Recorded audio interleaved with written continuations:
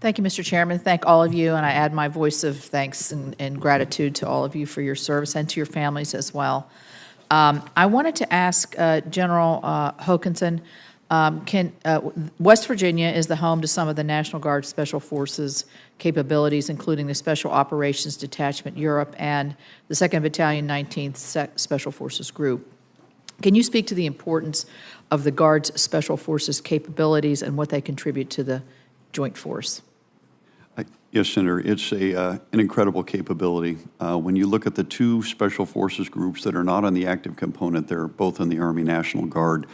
And if you go back really to the early days of 9/11, it was Guard Special Forces folks that were there, and they have served admirably around the globe ever since that time. For us, it's something we work very closely with Special Operations Command to make sure that we make the ability for those leaving active duty to come into the National Guard, and then also to recruit those directly out of the National Guard into our formations. It's a critical skill set that we utilize each and every day, and our combatant commanders can never get enough of them.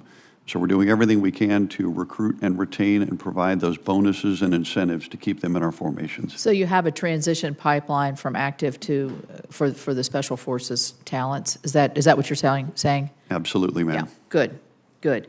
I would note that in the early days of 9/11, when the Special Forces deployed, we lost a good West Virginian at the very beginning of that, and he was in Special Forces National Guard. This is kind of a technical question, and I'm going to ask it, but I'm not sure exactly what I'm asking in terms of the technical parts of it. Accurate positioning, navigation, and timing and GPS services are essential to U.S. critical infrastructure and for military operations. So our state is one of the states of West Virginia to participate as a test site for the National Guard's National Integration of Time Resiliency for Operations, are called NITRO. Could you tell me a little bit about NITRO and where you see that's going and how important that is?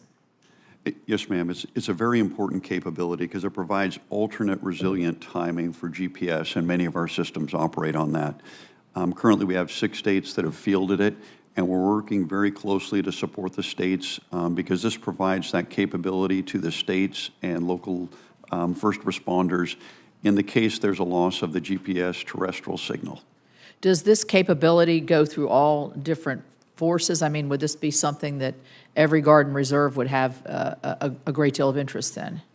We're not sure of the exact fielding plan, ma'am. It's based on the funding that's provided, but we do have it in 6 states right now, and 21 others have expressed an interest. So we're looking at the long-term viability of this, or if there are other alternate capabilities that provide the same. Right. Does anybody else want to speak to that? Let me ask a question on cybersecurity. I know I'm assuming that all of you have certain cybersecurity components. Is it growing? How important is it to you? And is there a coordinating aspect of this across the forces? So I'm going to start over here with General Bellin.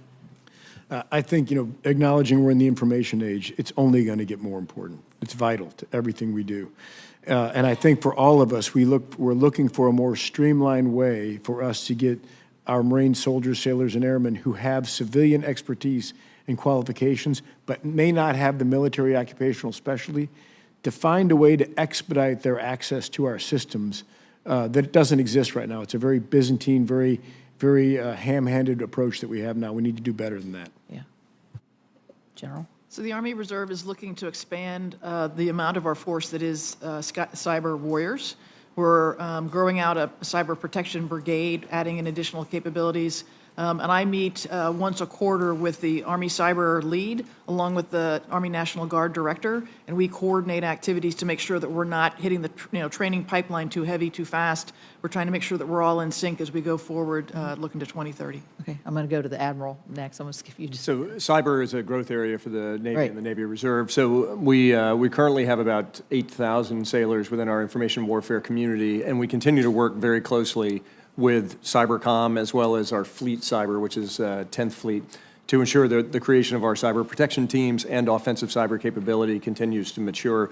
Where I see this happening most effectively is also related to our recruiting initiatives, because we've got some Absolutely. fantastic civilians that can walk in the door immediately, and we can do direct commission. We've recently created a new cyber designator, which is a pretty significant step from a community management perspective. Or out the door. I mean, once they've served and maybe they've decided when they want to transition, they've got such an incredible skill set here. Yes, ma'am. I mean, to me, that's a big selling point. And finally, yeah. Yes, ma'am. The absolutely a growth industry within the Air Force Reserve, currently getting into mission assurance, increasing in defensive and offensive cyber operations, and absolutely looking always towards leveraging our civilian experience and taking that to Right. benefit the Reserve as well. Right. So General Hokanson, did you want to wrap it up on cyber? Yes, Senator. Obviously, we have 4,000 cyber professionals in the Guard. We're part of the Cyber National Mission Force and fully integrated to Cybercom. The one thing I would highlight, though, is we have state partnerships with 100 nations. Mm-hmm. One of their greatest requests is to help them with the cyber defense and network defense in their country. And we're finding when we look at misinformation campaigns that this is absolutely critical to helping our partners and allies. And that's something we leverage at every opportunity. Thank you all very much.